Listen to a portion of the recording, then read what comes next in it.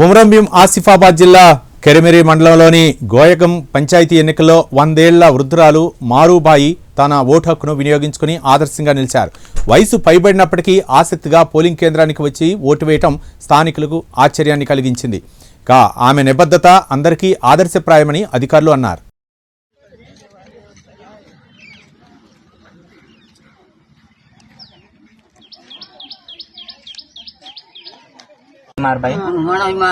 ఏ ఊరు? భీమన్ అండి. ఓటు ఎక్కడికి వచ్చాటమ్మా? దేని గురించి వచ్చారు? ఓటు వేయడానికా? ఎట్లా మరి ఓటు వేసిల్లా?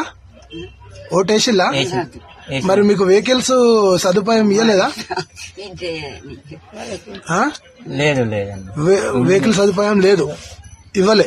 లేదు, ఇది అంటే ఆటోలో తీసుకొని వెళ్తున్నారు. అవును.